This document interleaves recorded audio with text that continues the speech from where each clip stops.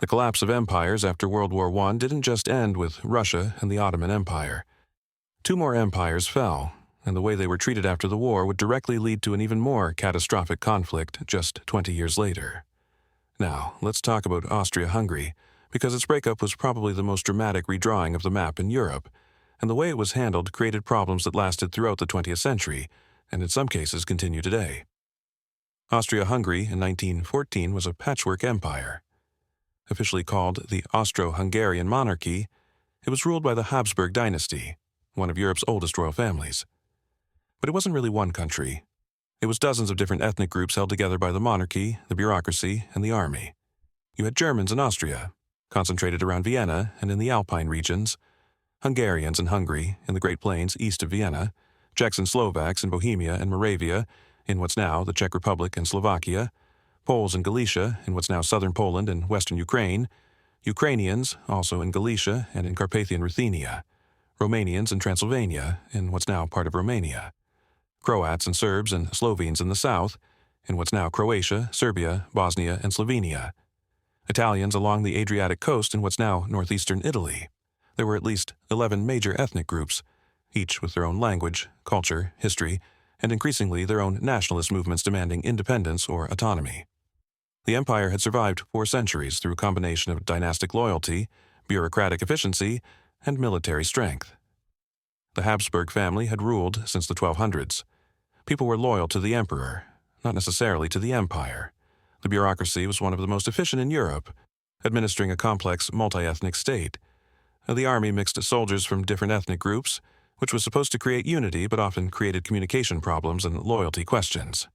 By 1914, the empire was under enormous strain. Nationalist movements were getting stronger. Czechs wanted autonomy or independence. South Slavs wanted to unite with Serbia in a greater South Slavic state. Italians wanted to join Italy. The different ethnic groups saw themselves as separate nations rather than as subjects of the Habsburg Emperor. The arrangement between Austria and Hungary, established in 1867, where they were technically separate kingdoms sharing a monarch, military, and foreign policy, was awkward and inefficient. It satisfied neither Austrians nor Hungarians, and it certainly didn't satisfy all the other ethnic groups who had no such arrangement. World War I exposed how fragile the empire was. The Austro-Hungarian military was a disaster from the start. Units were filled with men from different ethnic groups who often couldn't communicate with each other. Officers spoke German or Hungarian, but soldiers might speak Czech or Romanian or Serbian or any number of other languages. Loyalty was questionable. Would Czech soldiers enthusiastically fight against fellow Slavs in Russia? Would Italian soldiers defend an empire where they were treated as second class? Would South Slavic soldiers fight against Serbia, which many saw as their potential liberator? The answer was often no. Entire Czech units surrendered to the Russians without fighting. Czech soldiers would cross to the Russian side and form Czech legions to fight against Austria-Hungary. Italian soldiers deserted or fought half-heartedly. South Slavic soldiers were unreliable when fighting against Serbia. The army that was supposed to hold the empire together was itself divided by the same nationalist tensions that threatened the empire.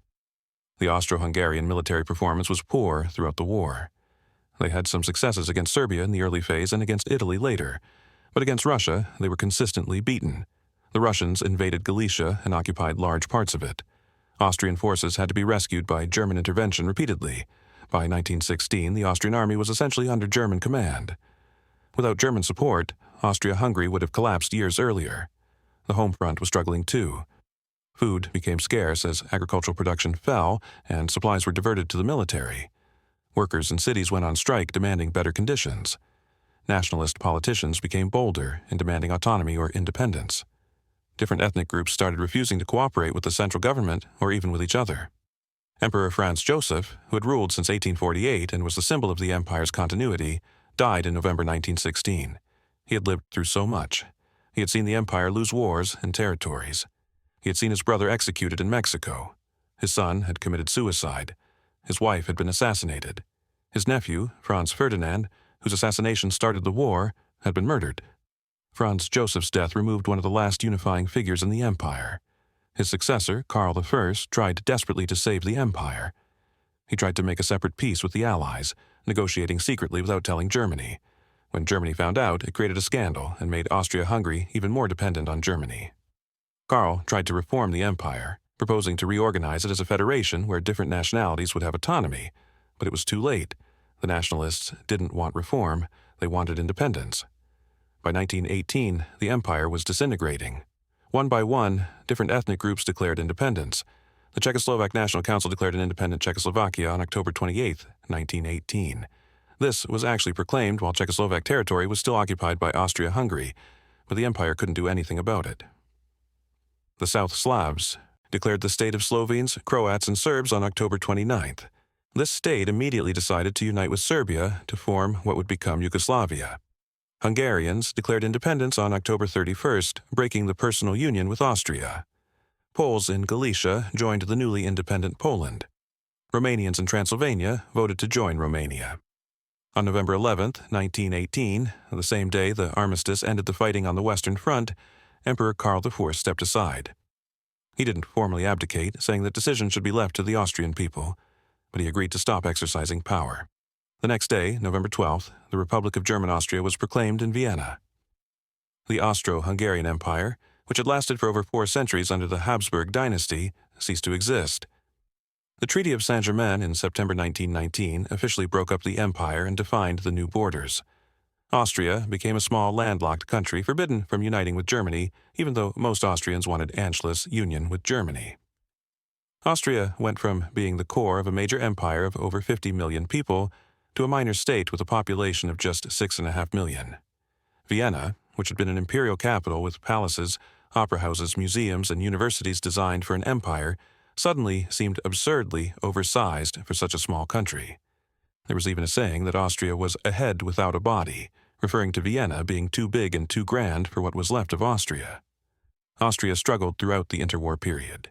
Economically, it had been the industrial and financial center of a large empire. Now it was cut off from its former territories and markets. The economy collapsed. Unemployment was high. Political divisions were extreme. Socialists controlled Vienna and wanted close ties with Germany. Conservatives controlled the countryside and wanted Austria to remain independent. There were attempted coups from both left and right. In 1934, Engelbert Dollfuss, the conservative chancellor, established an authoritarian regime. He was assassinated by Austrian Nazis later that year. Austria descended into near civil war between left and right. In 1938, Hitler, who was Austrian by birth, pressured Austria to accept Anschluss. German troops entered Austria in March 1938. There was little resistance. Many Austrians welcomed union with Germany, seeing it as a return to greatness after 20 years of being a small, weak, poor country. Austria remained part of Nazi Germany until 1945, participating in World War II and the Holocaust. After World War II, Austria was occupied by the Allies and finally regained independence in 1955 as a neutral country. Hungary also struggled after the empire's collapse. The Treaty of Trianon in June 1920 reduced Hungary to about 1/3 of its pre-war size. Hungary lost Transylvania to Romania, Slovakia to Czechoslovakia, Croatia and other southern territories to Yugoslavia, and some territory to Austria. Over 3 million ethnic Hungarians found themselves living in other countries, especially in Romania and Slovakia. This created massive resentment in Hungary. Hungarians called the Treaty of Trianon a national tragedy.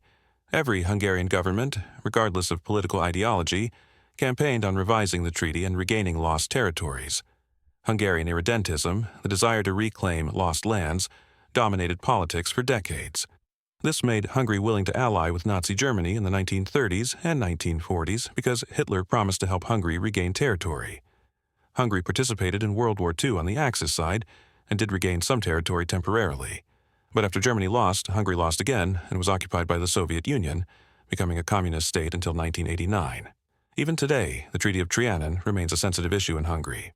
The Hungarian diaspora in neighboring countries maintains their Hungarian identity. Tensions persist between Hungary and Romania over Transylvania, and between Hungary and Slovakia over treatment of Hungarian minorities. Viktor Orban, Hungary's current prime minister, frequently references Trianon in nationalist rhetoric. The trauma of losing 2/3 of the country's territory and seeing millions of Hungarians become minorities in other countries has never fully healed. Czechoslovakia was created as a completely new country in 1918. It brought together Czechs from Bohemia and Moravia and Slovaks from northern Hungary. Czechs and Slovaks are related Slavic peoples with similar but distinct languages. They had been separated for 1,000 years, living under different rulers with different historical experiences. Czechs had been part of the Austrian Empire, more developed economically and culturally, with a strong national identity. Slovaks had been part of Hungary, less developed, with a weaker national identity that had been suppressed by Hungarian Magyarization policies. Creating Czechoslovakia made some sense. It united related Slavic peoples. It created a country that was economically viable, combining Czech industry with Slovak agriculture. It created a democracy in Central Europe, which was rare in the interwar period. Czechoslovakia was one of the few democracies to survive the 1930s until it was destroyed by outside forces. But Czechoslovakia also included 3 million ethnic Germans living in the Sudetenland, the border regions with Germany and Austria. These Germans had lived there for centuries. They had never been part of Germany, but they spoke German, identified as German, and resented being part of a Slavic state where they were a minority. There were also Hungarians in southern Slovakia, Poles in northern regions, and Ukrainians in the east. Czechoslovakia was supposed to be a nation-state for Czechs and Slovaks, but it was actually multi-ethnic from the start. The Sudeten Germans became increasingly radicalized in the 1930s, especially as the Great Depression caused economic hardship. The Sudeten German Party, which was supported by Nazi Germany, demanded autonomy or annexation to Germany. Hitler used the Sudeten German issue as an excuse to demand territory from Czechoslovakia. At the Munich Conference in September 1938, Britain and France forced Czechoslovakia to give the Sudetenland to Germany to avoid war. Chamberlain's Peace for Our Time speech came from this conference, but giving Hitler the Sudetenland didn't bring peace. In March 1939, Hitler took the rest of Czechia, establishing the Protectorate of Bohemia and Moravia. Slovakia was made into a puppet state. Czechoslovakia ceased to exist. When World War II ended, Czechoslovakia was restored, but the Sudeten Germans were expelled. About 3 million Germans were forcibly removed from Czechoslovakia to Germany in 1945 and 1946. Their property was confiscated. Thousands died during the expulsions. This ethnic cleansing solved the German minority problem but created its own trauma and injustice. Czechoslovakia existed as a communist state under Soviet domination from 1948 to 1989. When communism fell, old tensions between Czechs and Slovaks resurfaced. In 1993, Czechoslovakia peacefully split into the Czech Republic and Slovakia. The country created in 1918 lasted only 75 years total, with a 6-year gap during World War II. Today, the Czech Republic and Slovakia are separate independent countries and members of the EU and NATO. Yugoslavia was created in 1918 as the Kingdom of Serbs, Croats, and Slovenes, later renamed Yugoslavia in 1929. It brought together South Slavic peoples who had been divided between Austria-Hungary and independent Serbia and Montenegro. The idea was to unite related peoples who spoke similar languages and create a strong South Slavic state. But Yugoslavia was problematic from the start. Serbs were Orthodox Christian, Croats were Catholic, and Bosnians included a large Muslim population, and they had different religions, different histories, and different cultures. Serbs had been independent and had fought to liberate other South Slavs. Croats had been part of the Habsburg Empire and were more economically developed. Bosnians had been under Ottoman rule and then Austrian rule. These groups had been on opposite sides during World War I. Serbia dominated the new kingdom. The king was Serbian. The capital was Belgrade. The army and bureaucracy were dominated by Serbs. Croats and Slovenes felt like they were being ruled by Serbia rather than participating in a genuinely unified state. Croatian politicians demanded more autonomy. Some wanted independence. Tensions grew throughout the 1920s. In 1929, King Alexander II abolished the constitution and established a royal dictatorship, hoping to force unity. He renamed the country Yugoslavia and tried to suppress ethnic identities in favor of a unified Yugoslav identity. It didn't work. In 1934, Alexander was assassinated by a Macedonian terrorist working with Croatian nationalists. The dictatorship continued under a regency for Alexander's young son. When World War II came, Yugoslavia was invaded by Germany and Italy in 1941. The country was divided among the occupiers and their puppets. Croatia became an independent fascist state under the Ustasha movement, allied with Nazi Germany. The Ustasha committed horrific atrocities against Serbs, Jews, and Roma, killing hundreds of thousands. Serbia was occupied by Germany. Bosnia was divided. Slovenia was divided between Germany and Italy. Macedonia was occupied by Bulgaria. Multiple resistance movements fought the occupiers and each other. The communist partisans, led by Josip Broz Tito, fought the Germans and Italians. The Chetniks, Serbian nationalists, fought the occupiers but also committed atrocities against Croatian and Bosnian Muslims. The Ustasha in Croatia fought everyone else. It was a multi-sided civil war within the larger world war. Hundreds of thousands of Yugoslavs were killed by other Yugoslavs, often in horrifically brutal ways. The partisans, with Soviet support, won. Tito established a communist Yugoslavia after the war. He held the country together through a combination of charisma, authoritarian control, and a unique Yugoslav identity that transcended ethnic divisions. Tito broke with Stalin in 1948, maintaining Yugoslavia's independence from the Soviet Union. He developed Yugoslav socialism, a unique system that was less repressive than Soviet communism. Yugoslavia was not aligned in the Cold War, playing both sides. Living standards were relatively good compared to other communist countries. The system worked, more or less, as long as Tito was alive. But Tito died in 1980, and the system started breaking down. Economic problems in the 1980s caused tensions between the richer republics like Slovenia and Croatia and the poorer ones like Bosnia and Macedonia. Serbian nationalism resurged under Slobodan Milosevic, who became president of Serbia in 1989. Milosevic wanted to dominate Yugoslavia or create a greater Serbia, including all Serbs from other republics. When communism collapsed across Eastern Europe in 1989, the different Yugoslav republics started asserting their independence. Slovenia and Croatia declared independence in June 1991. This triggered the Yugoslav Wars, a series of brutal conflicts that would last a decade and kill over 130,000 people. Slovenia fought a brief 10-day war with the Yugoslav army and won its independence quickly. Croatia's war was longer and bloodier, lasting until 1995. Serb-majority areas in Croatia, backed by the Yugoslav army, tried to break away from Croatia. War crimes and ethnic cleansing happened on all sides, though Serb forces were the worst offenders. Bosnia was the worst. Bosnia was the most ethnically mixed republic, with Bosniaks, Muslims who are about 44%, Serbs who are about 31%, and Croats, who are about 17%. When Bosnia declared independence in 1992, Bosnian Serbs, supported by Serbia, rebelled. The Bosnian War lasted from 1992 to 1995 and was one of the most brutal conflicts in Europe since World War II. Serb forces besieged Sarajevo, the capital, for nearly 4 years, the longest siege in modern warfare. They bombarded the city daily, killing civilians.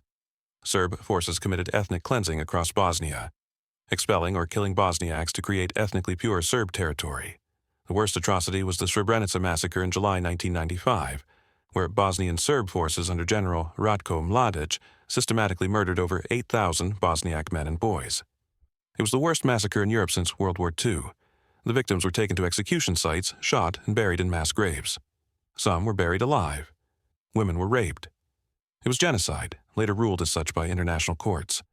Croatian forces also committed war crimes and ethnic cleansing against Serbs in Croatia and parts of Bosnia. Bosniak forces committed atrocities too, though on a smaller scale. The entire war was characterized by extreme brutality, ethnic cleansing, mass rape used as a weapon of war, concentration camps, and deliberate targeting of civilians. The term ethnic cleansing entered common usage because of this war. NATO finally intervened in 1995 with airstrikes against Bosnian Serb positions. This, combined with Croatian and Bosniak military successes on the ground, forced the Serbs to negotiate. The Dayton Agreement in November 1995 ended the war. Bosnia remained one country but was divided internally into two entities, the Federation of Bosnia and Herzegovina for Bosniaks and Croats, and Republika Srpska for Serbs. The arrangement is incredibly complex and dysfunctional, but it stopped the killing. The violence wasn't over. In 1998-1999, conflict erupted in Kosovo, a province of Serbia with an Albanian majority. Serb forces under Milosevic's orders committed ethnic cleansing against Kosovo Albanians. NATO intervened again with a bombing campaign against Serbia that lasted 78 days. Serb forces withdrew from Kosovo. Kosovo declared independence in 2008, though Serbia doesn't recognize it, and neither do some other countries. The Yugoslav wars of the 1990s were the final unraveling of the decisions made in 1918. Yugoslavia had been created by bringing together South Slavic peoples who had different religions, different histories, and different cultures. The assumption was that being South Slavic was enough to create unity. It wasn't. The religious and cultural differences mattered more. The different historical experiences under different empires mattered. The resentments built up over decades of one group dominating others mattered. When the communist system that held Yugoslavia together collapsed, all these divisions exploded.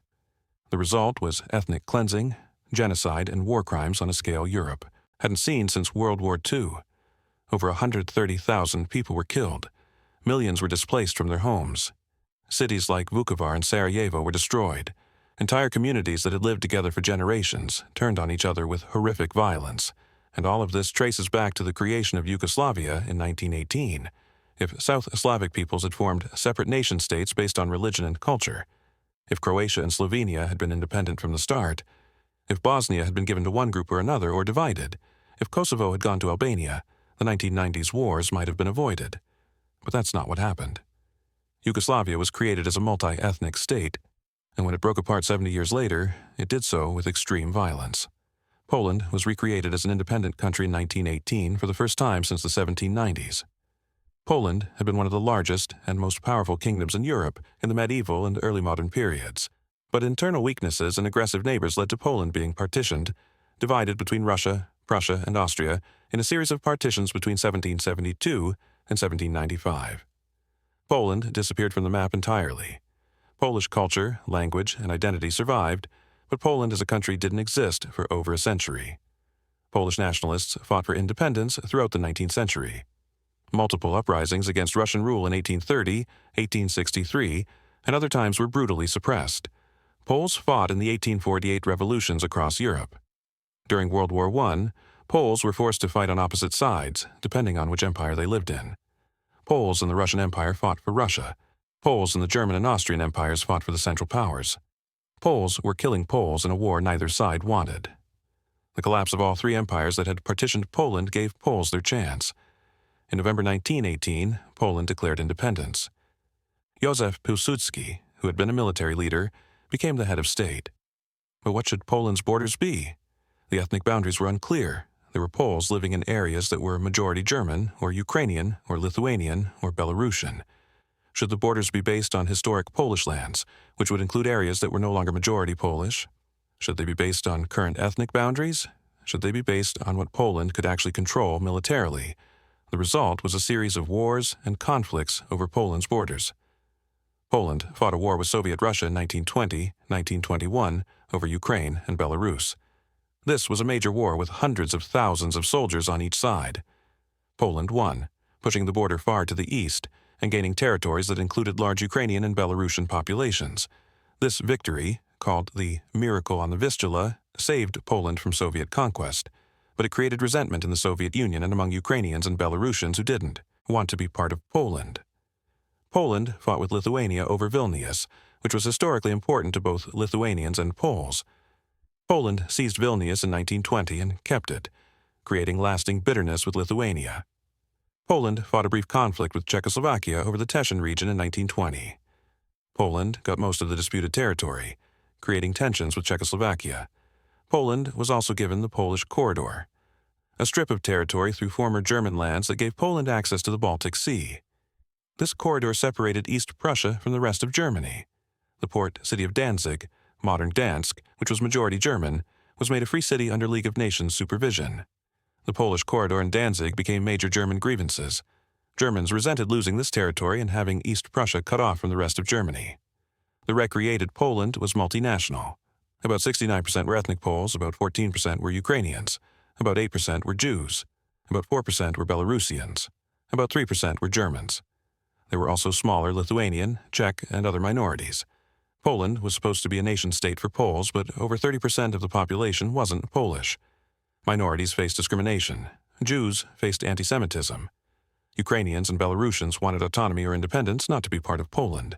Poland's position was also strategically vulnerable, bordered by Germany and the Soviet Union, both of which resented Polish territory and wanted to expand. Germany wanted to regain the Polish corridor in Danzig. The Soviet Union wanted to expand westward. Poland had no natural defensive borders. The country was essentially a flat plain between two much larger powers. Poland remained independent for only 20 years. In August 1939, Nazi Germany and the Soviet Union signed the Molotov-Ribbentrop Pact, a non-aggression treaty that included a secret protocol dividing Eastern Europe between them. Poland was to be divided between Germany and the Soviet Union. On September 1, 1939, Germany invaded Poland from the west. On September 17, 1939, the Soviet Union invaded from the east. Poland fought, but was overwhelmed. By early October, Poland was divided between Germany and the Soviet Union. Poland disappeared from the map again. What followed was horrific. The Germans implemented a policy of destroying Polish culture and identity. Polish intelligentsia.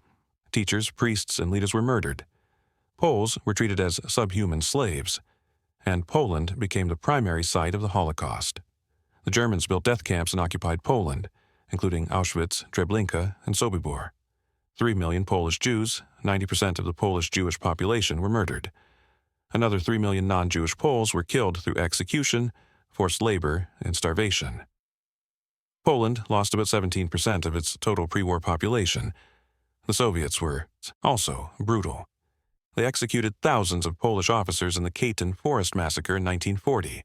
They deported hundreds of thousands of Poles to Siberia and Central Asia. Many died in the camps and settlements.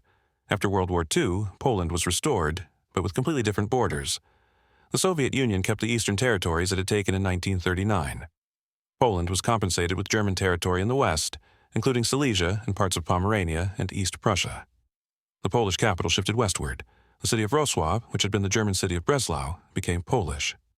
Millions of Germans living in these territories were expelled to Germany. Millions of Poles living in the former eastern territories were moved west into the former German lands.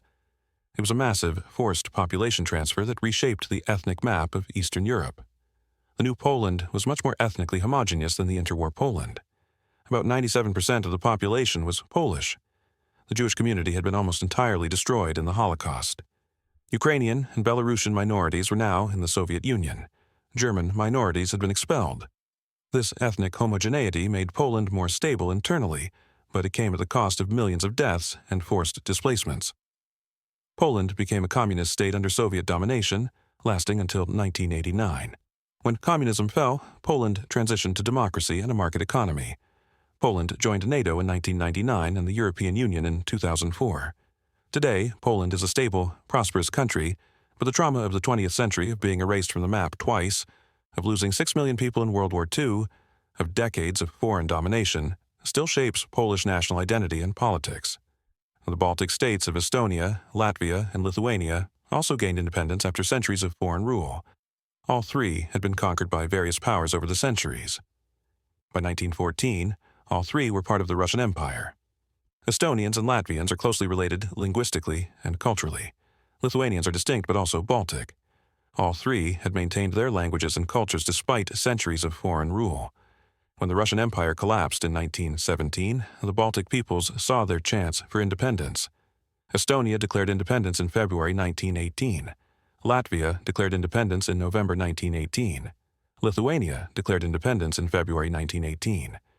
But declaring independence and actually achieving it were different things. All three had to fight for their independence. German forces had occupied the Baltic region during World War I.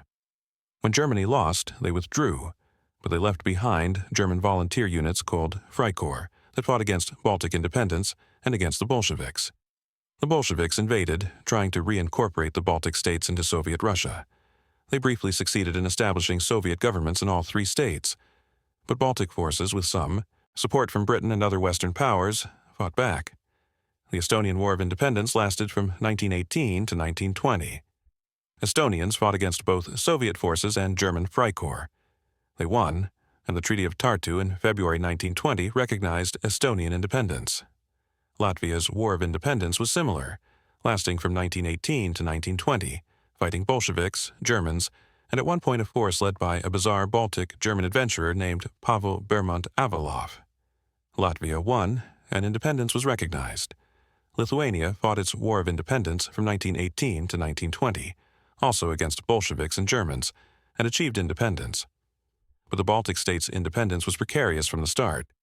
They were small countries with small populations, stuck between Germany and the Soviet Union. Estonia had only about 1 million people. Latvia had about 2 million. Lithuania had about 3 million. They had limited resources and limited military capacity.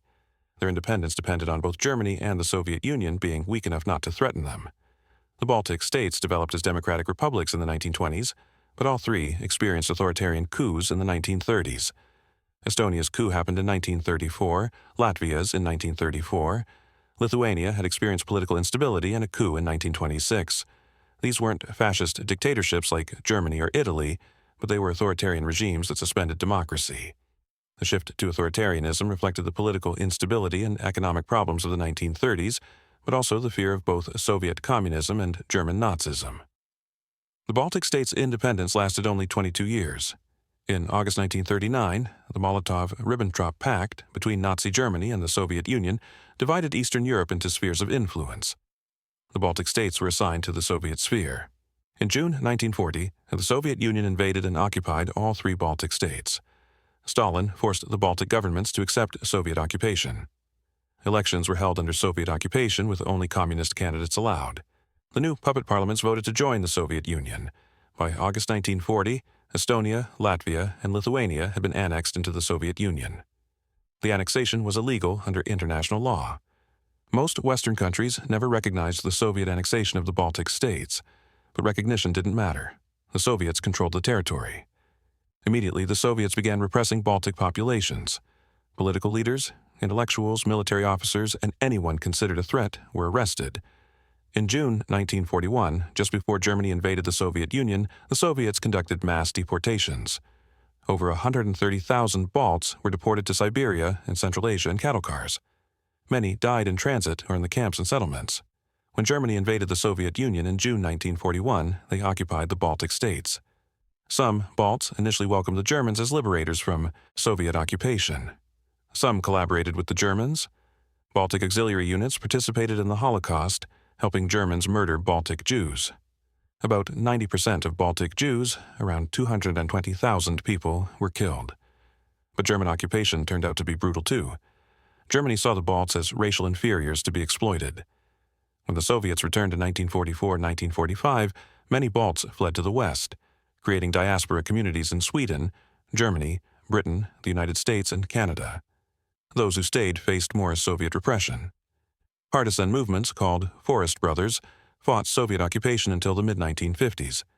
The Soviets responded with more deportations. Altogether, between 1940 and 1953, about 10 to 15% of the Baltic populations were killed, deported, or fled abroad.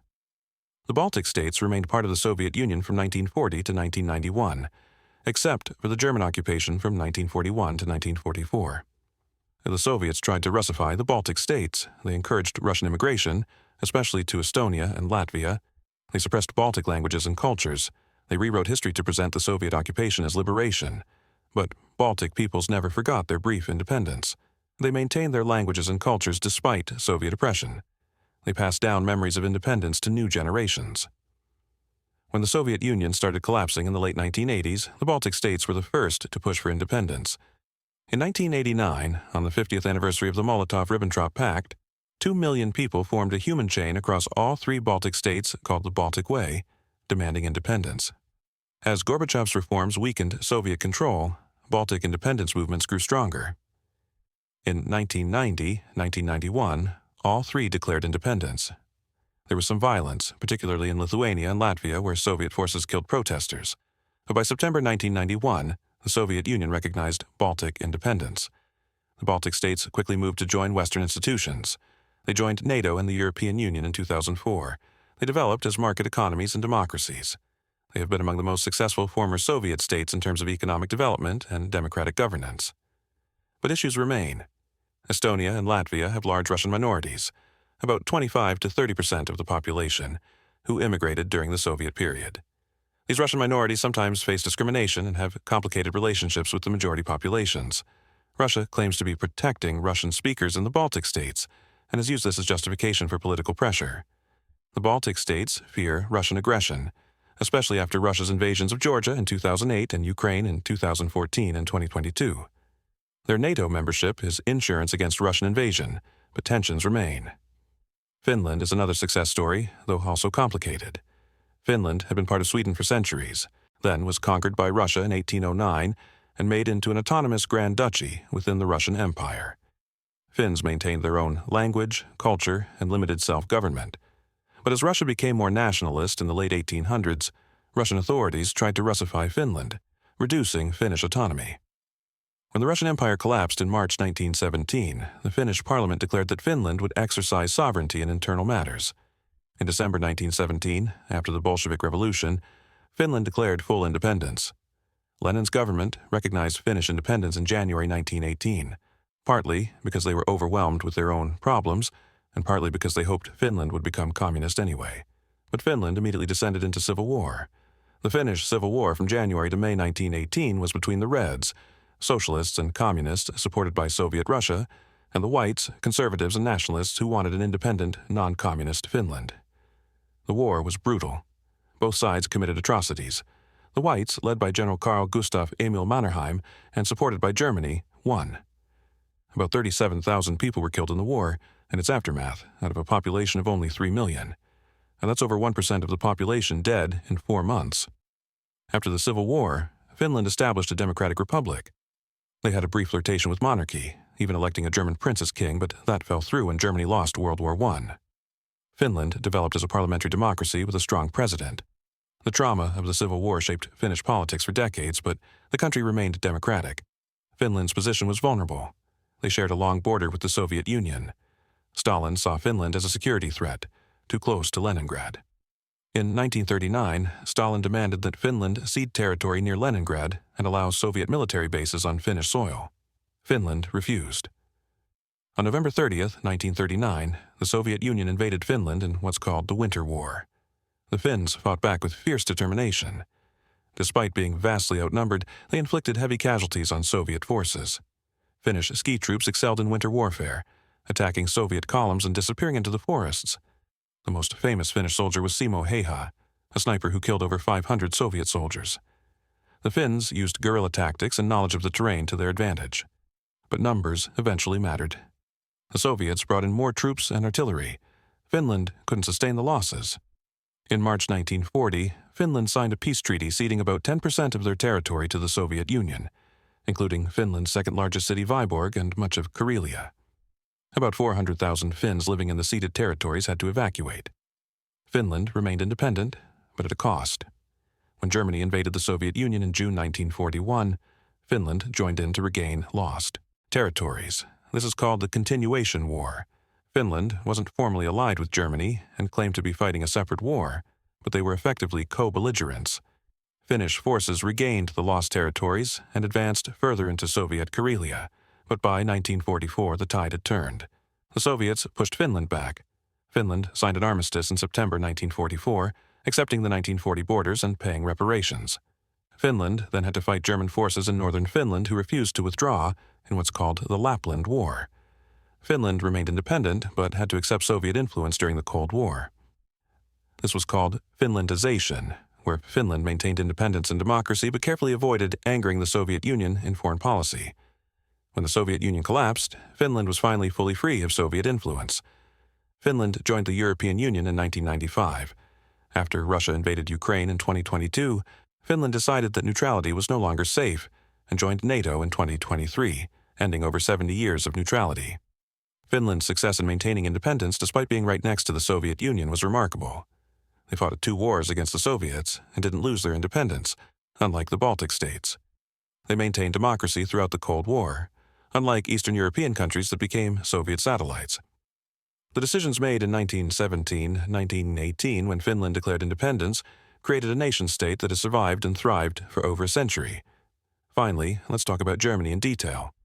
Because even though Germany survived as a country, it was fundamentally transformed, and the way it was treated after the war had consequences that would reshape the entire 20th century and beyond. Germany, in 1914, was a powerful empire, the German Empire, or the Second Reich. It had been unified in 1871 under Prussian leadership after defeating France in the Franco-Prussian War. The Kaiser, Wilhelm II, ruled as emperor.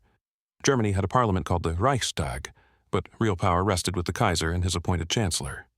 It was a semi-authoritarian system where democracy existed but was limited, and Germany was strong.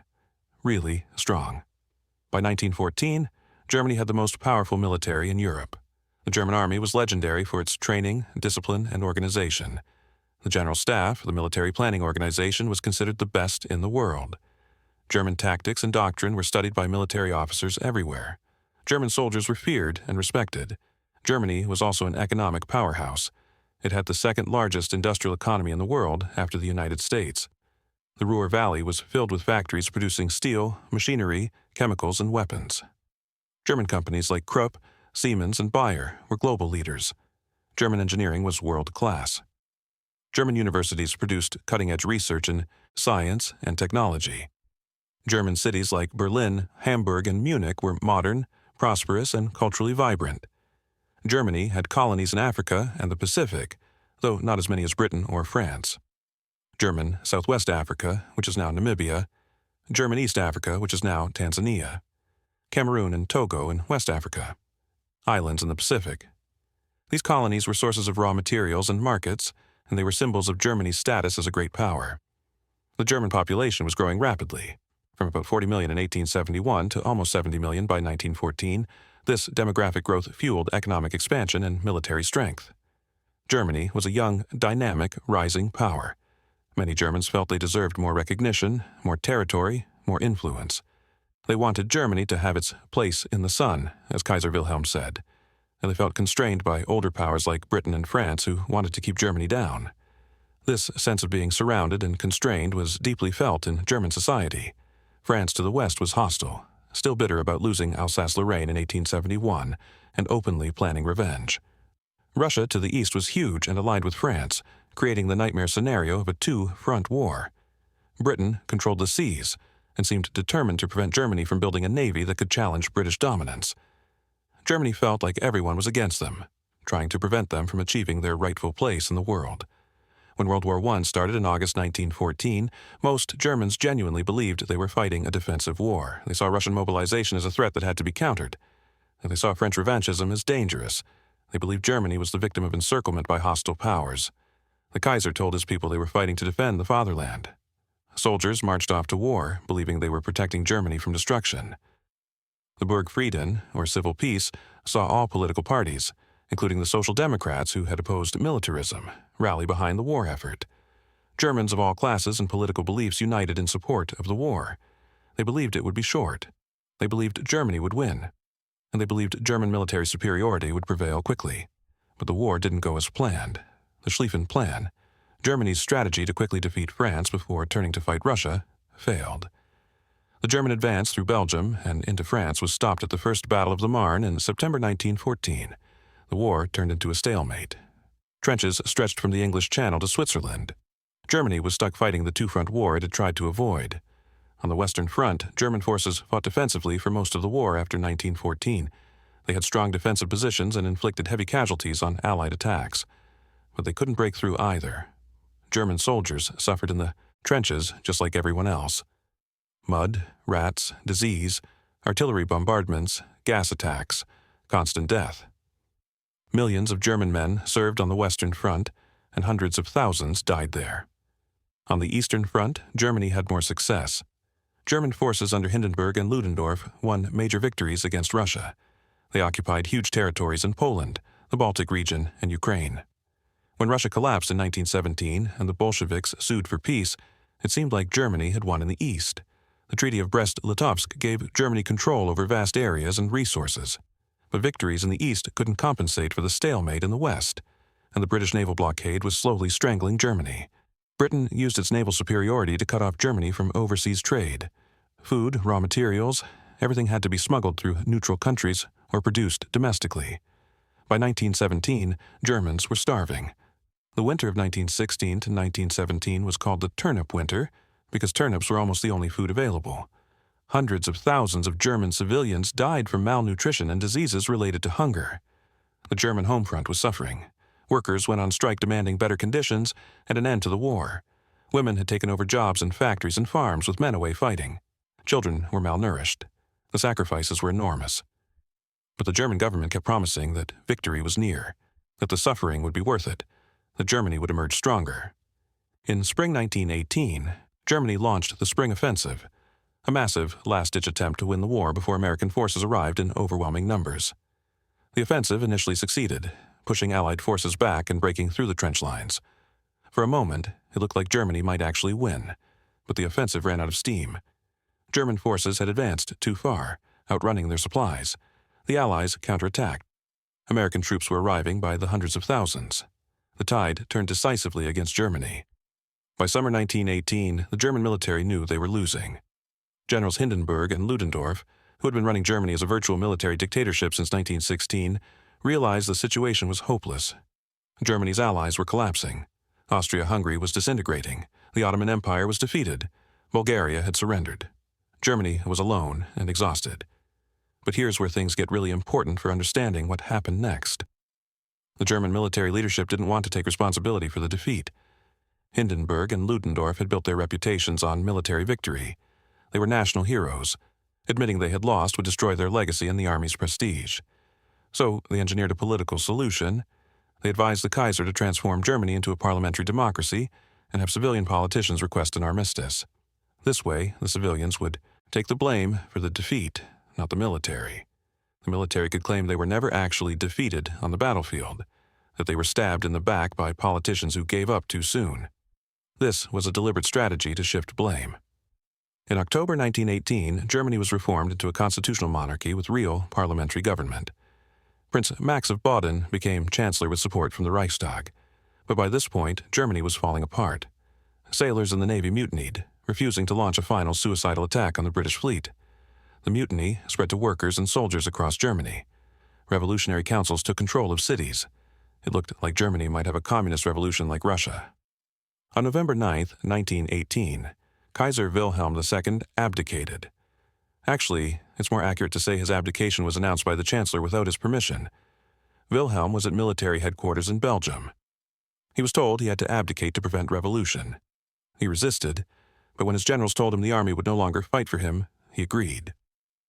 He fled to the Netherlands that same day. He would live in exile there for the rest of his life, dying in 1941 after seeing Germany lose another world war. The same day Wilhelm abdicated, a republic was proclaimed in Berlin. Actually, two republics were proclaimed. Philipp Scheidemann, a social democratic politician, proclaimed a democratic republic from a window of the Reichstag. A few hours later, Karl Liebknecht, a communist, proclaimed a socialist republic from the Berlin Palace.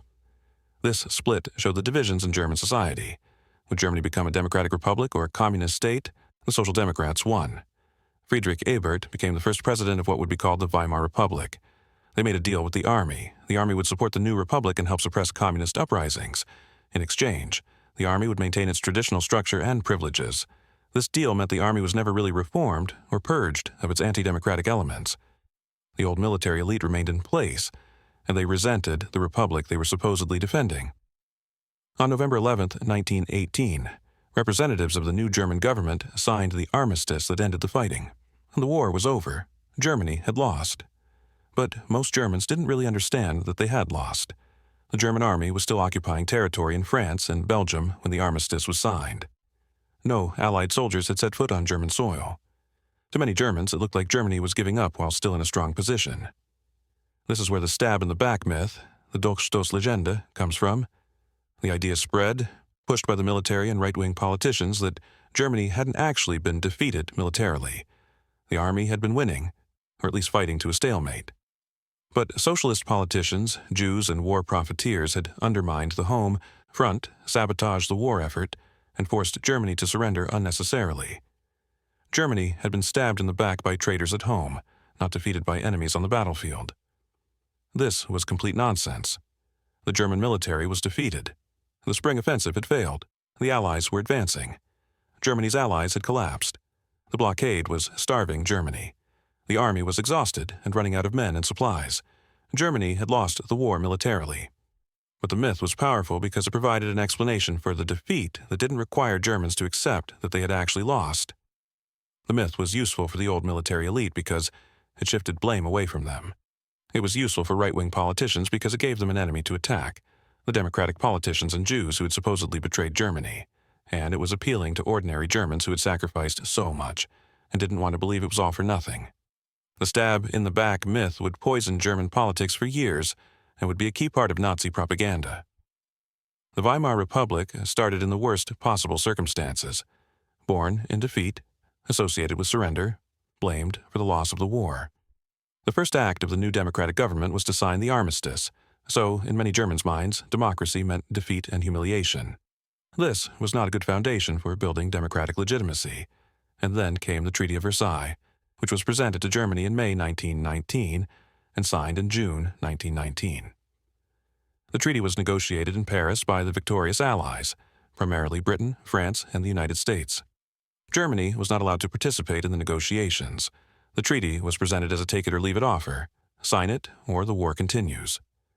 This was called a diktat, a dictated peace, and Germans resented it deeply.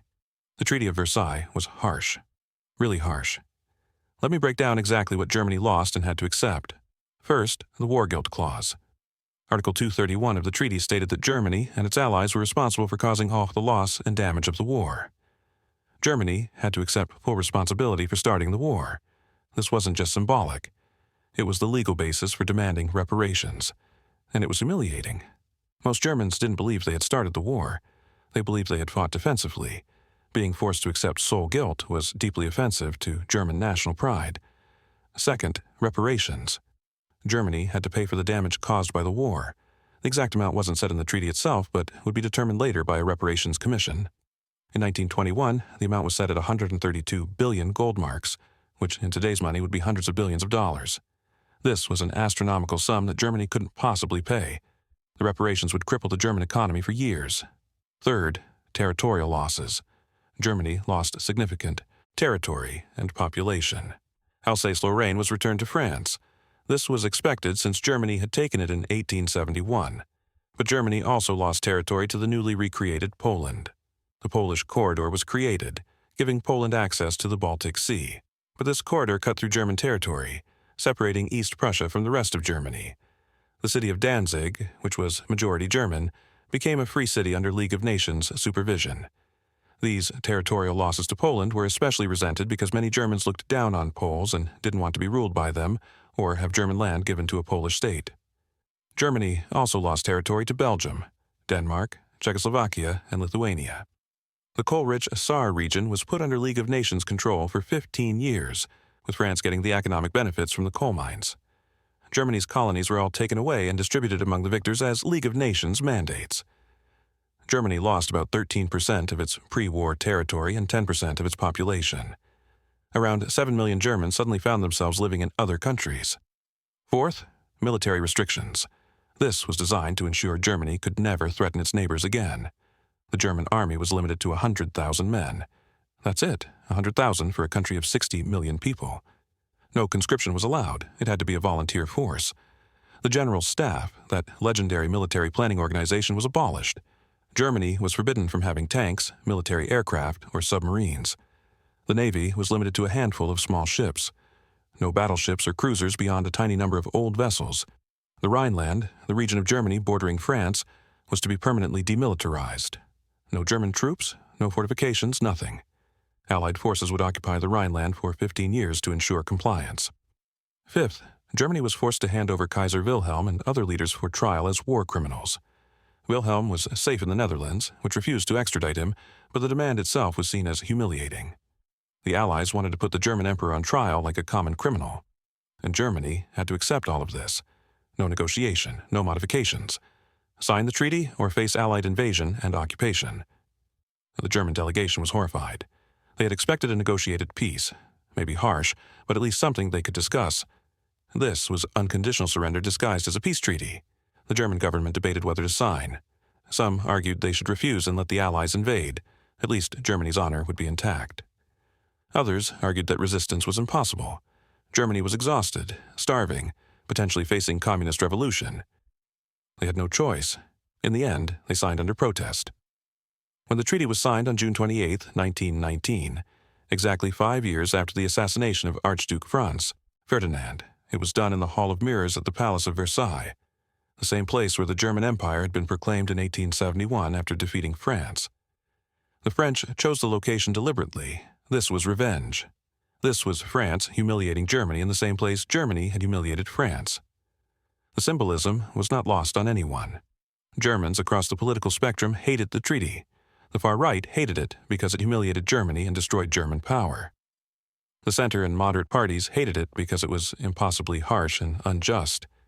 Even the Social Democrats and liberals who supported democracy thought the treaty was too severe. The only question was how to respond. Some wanted to resist. Others wanted to comply while working to revise the treaty later. But everyone agreed it was a disaster. The treaty became a rallying point for German nationalism.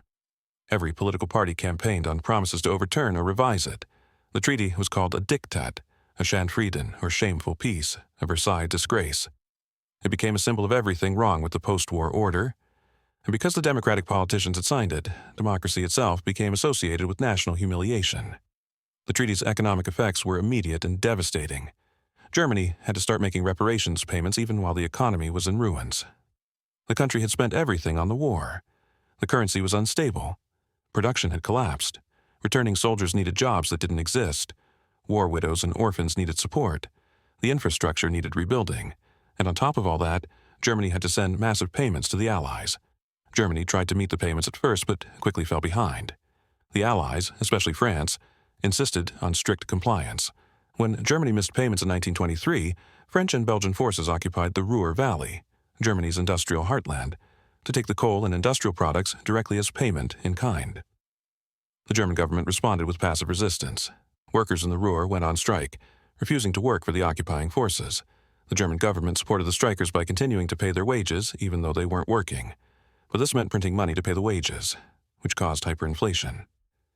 The hyperinflation of 1923 was one of the worst economic disasters in modern history.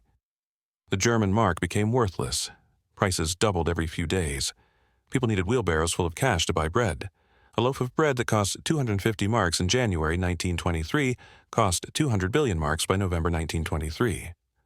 Life savings were wiped out overnight. People who had spent their whole lives building up savings for retirement found that their money couldn't buy a single meal.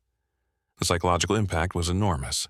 The middle class, which had been the backbone of German society, was destroyed. Small business owners, professionals, pensioners, anyone living on fixed incomes or savings, they all lost everything. The experience created deep trauma and resentment. People felt the government had stolen their life's work. They felt the international system had destroyed Germany deliberately. Many would later support extremist parties that promised to restore order and prosperity. The hyperinflation was eventually stopped by introducing a new currency and negotiating a new reparations schedule, the Dawes Plan of 1924. American loans helped stabilize the German economy. The mid-1920s saw a brief period of recovery and relative prosperity called the Golden Twenties. Berlin became famous for its vibrant culture, avant-garde art, wild nightlife, and social experimentation. Weimar culture produced incredible creativity in film, literature, art, and architecture. But underneath the surface, German society remained deeply divided and troubled. The Weimar Republic faced threats from both the far left and the far right. Communist uprisings tried to overthrow the government and establish a Soviet-style state. The Spartacist uprising in January 1919 saw communists try to seize Berlin. Rosa Luxemburg and Karl Liebknecht, the communist leaders, were captured and murdered by right-wing paramilitary forces. Communist revolts also happened in Bavaria, where a short-lived Soviet republic was established before being crushed. From the right, there were multiple attempted coups. The Kapp Putsch in 1920 saw right-wing forces briefly seize Berlin before a general strike by workers forced them out. The Beer Hall Putsch in 1923 saw Adolf Hitler and the Nazi Party try to overthrow the government in Munich. It failed, and Hitler was arrested and sentenced to prison, where he would write Mein Kampf. But the fact that such attempts kept happening showed how unstable the republic was. Political violence was constant. Politicians were assassinated regularly. Over 300 political murders happened in the early years of the Republic. Matthias Erzberger, who had signed the armistice, was assassinated in 1921. Walter Rathenau, the foreign minister, was assassinated in 1922. Both were killed by right-wing extremists who saw them as traitors for cooperating with the Versailles system. The courts were sympathetic to right-wing violence and rarely punished the perpetrators severely. The Weimar Republic also struggled with legitimacy because many Germans never accepted democracy. The old elites, the military officers, the aristocracy, the industrialists, the judges, the professors, they had grown up in the empire and believed in authoritarian government. They tolerated the republic but didn't support it. They saw democracy as weak and chaotic. They longed for a strong leader who could restore order and national greatness. When such a leader appeared, many of these elites would support him. The army remained a state within a state. The Reichswehr, as the army was now called, maintained its independence from civilian control. Officers came from the old aristocratic families. They despised the republic but accepted it as preferable to communism. The army secretly violated the Treaty of Versailles by training with the Soviet Union and developing forbidden weapons. They maintained the general staff in secret. They prepared for the day when Germany would rearm and challenge the Versailles Order. German foreign policy throughout the 1920s focused on revising the Treaty of Versailles. Gustav Stresemann, foreign minister from 1923 to 1929, pursued a policy of fulfillment. The idea was to comply with the treaty's terms in order to build international goodwill, then negotiate revisions. Germany joined the League of Nations in 1926. They signed the Locarno Treaties, which guaranteed Germany's western borders with France and Belgium. This earned Germany some relaxation of the harsh terms, but Stresemann never accepted the eastern borders with Poland. He wanted to revise those eventually. German resentment of Poland was deep and widespread. Germans felt the Polish corridor and Danzig were stolen German territory. They looked down on Poles as inferior. The idea of being ruled by Poles or giving them German land was intolerable to most Germans across the political spectrum. This resentment would be crucial to Hitler's rise and would be one of his justifications for invading Poland. The brief prosperity of the mid-1920s ended with the Great Depression. When the U.S. stock market crashed in 1929, American loans to Germany dried up. The German economy, which had been dependent on those loans, collapsed. Banks failed, businesses closed, unemployment skyrocketed. By 1932, 6 million Germans were unemployed out of a workforce of about 30 million. That's 20% unemployment. Young men who had never had a real job, who had grown up in the chaos after the war, now had no prospects and no hope. The Depression destroyed whatever remaining faith people had in the Weimar Republic. The Democratic Party seemed unable to solve the crisis. The government was paralyzed by political divisions. Chancellor Heinrich Brüning implemented harsh austerity measures that made the Depression worse. People were desperate for solutions, and the extremist parties on both left and right offered radical alternatives. The Communist Party promised revolution and a Soviet-style system. The Nazi Party promised national renewal and the destruction of the Versailles system. Both parties grew rapidly as the moderate center collapsed. By 1932, the Nazis and Communists together had a majority in the Reichstag. The Democratic parties had lost control. Adolf Hitler and the Nazi Party had been a fringe movement in the 1920s. Hitler had been released from prison after the beer hall putsch and had rebuilt the party. Nazi ideology was a mix of extreme nationalism, racism, anti-Semitism, and anti-communism. Hitler blamed Germany's problems on the Treaty of Versailles, the Democratic politicians who had signed it, and the Jews whom he claimed controlled international finance and were deliberately destroying Germany. The Nazis promised to tear up the Treaty of Versailles. They promised to restore German military power. They promised to reclaim lost territories. They promised to create jobs through massive public works and rearmament. They promised to destroy the communist threat. They promised to restore German greatness and make Germany respected and feared again. To desperate, angry Germans who felt humiliated by Versailles and betrayed by the democratic system, this message was appealing. The Nazis became the largest party in the Reichstag in July 1932. Hitler demanded to be made chancellor. President Paul von Hindenburg, the old field marshal from World War I, initially refused. He distrusted Hitler and thought the Nazis were dangerous radicals. But a group of conservative politicians convinced Hindenburg that they could control Hitler. They thought they could use Hitler's popularity to restore order and stability while keeping him on a leash. They thought they were smart enough to manage him. In January 1933, Hindenburg appointed Hitler as chancellor.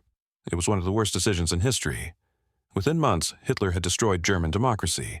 He used the Reichstag fire in February 1933 as a pretext to suspend civil liberties. He pushed through the Enabling Act in March 1933, which gave him dictatorial powers. He banned opposition parties. He crushed the trade unions. He established a totalitarian dictatorship. The Weimar Republic was dead. The Third Reich had begun. Hitler immediately began working to overturn the Treaty of Versailles. In 1933, Germany withdrew from the League of Nations. In 1935, Hitler announced Germany was rearming in violation of the treaty and introduced conscription. Britain and France protested but did nothing. In 1936, Hitler remilitarized the Rhineland, sending German troops into the area that was supposed to be permanently demilitarized. Again, Britain and France did nothing. Hitler was testing them, seeing how far he could push.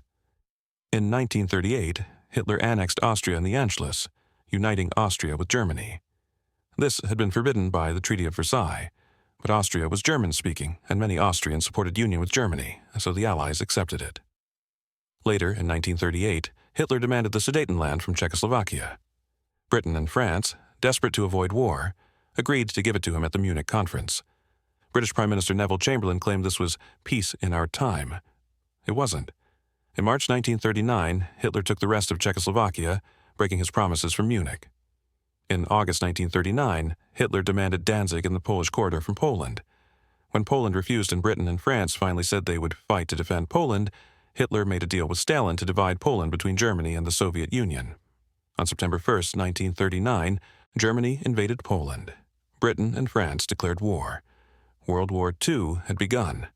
Everything Hitler did, he justified by claiming he was reversing the injustices of Versailles.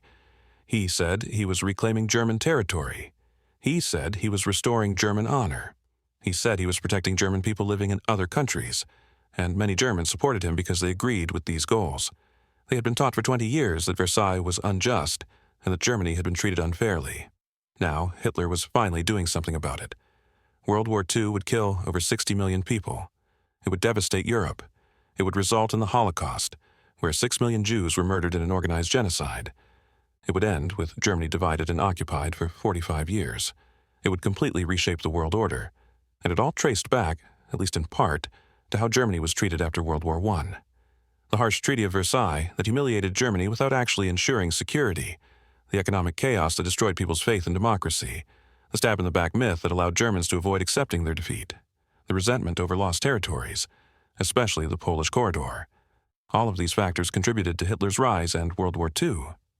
Now, was the Treaty of Versailles entirely to blame for Hitler and World War II? No. Hitler made his own choices. The German people who supported him made their choices. There were plenty of Germans who opposed the Nazis and who recognized that Hitler was dangerous. The treaty doesn't excuse or fully explain the Holocaust or the aggressive war that followed, but the treaty created conditions that made Hitler's rise possible. It created resentments he could exploit. It gave him grievances that sounded legitimate to many Germans. It associated democracy with defeat and humiliation. A different peace treaty, one that was either more generous to create genuine reconciliation or harsh enough to actually prevent German rearmament, might have led to a different outcome. Some historians argue the treaty was actually too lenient. Germany remained unified and intact. It wasn't broken up or permanently occupied. Once Germany recovered economically and rearmed, it was still strong enough to threaten its neighbors. If the Allies had been more ruthless, if they had divided Germany into smaller states or occupied it permanently, World War II might have been prevented. Other historians argue the treaty was too harsh. If the Allies had been more generous, if they had helped Germany economically rather than squeezing it with reparations, if they had treated Germany as a partner rather than a defeated enemy, German democracy might have succeeded, and Hitler might never have risen to power. The truth is probably that the treaty was the worst of both worlds. Harsh enough to create resentment, but not harsh enough to prevent recovery. Punitive enough to seem unjust, but not effective enough to ensure security. The treaty satisfied the desire for revenge without creating lasting peace. So, what's the overall picture when we look at all four empires together? Four empires walked into World War I. The Russian Empire, the Ottoman Empire, the Austro-Hungarian Empire, and the German Empire. All of them collapsed or were fundamentally transformed. Empires that had lasted for centuries vanished within a few years, and in their place, the map was completely redrawn. The people who redrew the map were mostly British, French, and American diplomats, meeting in Paris in 1919 and the early 1920s. They were dealing with an incredibly complex situation. Dozens of different ethnic groups claiming the same territories, competing promises made during the war, strategic interests of the victor powers, idealistic goals like national self-determination that were impossible to implement cleanly, limited time and information. President Woodrow Wilson of the United States came to Paris with his 14 points, a plan for a just peace based on self-determination and collective security through the League of Nations. The principle of self-determination said that nations should govern themselves, that borders should reflect ethnic and national identities. It sounded good in theory. In practice, it was impossible to implement cleanly because populations were mixed and borders couldn't satisfy everyone. The French wanted security against Germany and compensation for their suffering. They wanted Germany weak. They wanted to ensure Germany could never threaten France again. This meant harsh terms in the Treaty of Versailles. British leaders wanted a balance of power in Europe and protection of their imperial interests. They wanted Germany punished, but not so severely that it would destabilize Europe. Italian leaders wanted territory they had been promised in secret treaties during the war. Japanese leaders wanted recognition as a great power and colonies in Asia. New countries like Poland and Czechoslovakia wanted as much territory as they could get. Arab leaders wanted the independence they had been promised. Jewish leaders wanted a homeland in Palestine. Everyone had demands, and satisfying one group often meant disappointing another. The result was a series of compromises that satisfied no one completely. Germany was punished harshly but remained unified and potentially strong. The Austro-Hungarian Empire was broken up into multiple successor states, but those states had their own ethnic minorities and tensions. The Ottoman Empire's Arab territories were divided between Britain and France as mandates rather than given real independence. Poland was recreated, but with disputed borders that would cause future conflicts. Czechoslovakia and Yugoslavia were created as multi-ethnic states that would eventually break apart. The League of Nations was created to maintain peace, but lacked real power. And the consequences of these decisions are still with us today. The Israeli-Palestinian conflict has roots in British promises during World War I. The instability in Iraq and Syria traces back to how those countries were created. The Kurdish question comes from the failure to create a Kurdish state. The breakup of Yugoslavia in the 1990s was the final unraveling of decisions made in 1918. World War II was partly a consequence of how Germany was treated after World War I. The borders drawn in 1919 are mostly the borders we still have, and the conflicts created then are often the conflicts we still face. The lesson from all of this is that borders matter. How you draw them matters. Whether they reflect the ethnic, religious, and cultural realities on the ground matters. Whether people feel the borders are fair and legitimate matters. Imposing borders from outside without the consent or input of the people affected creates resentment and conflict that can last for generations. The empires that fell in World War I had lasted for centuries. They seemed permanent, but they collapsed in a matter of years, sometimes months. And the new order that replaced them was supposed to be better, more democratic, based on self-determination. But it created its own problems and conflicts. Nothing is permanent. Every order eventually falls apart. And what replaces it depends on the decisions people make in the moment, often with incomplete information and under enormous pressure. The map of the world today is not natural or inevitable. It's the result of decisions made by people, often in the aftermath of wars. And the decisions made after World War I are still shaping our world over a century later.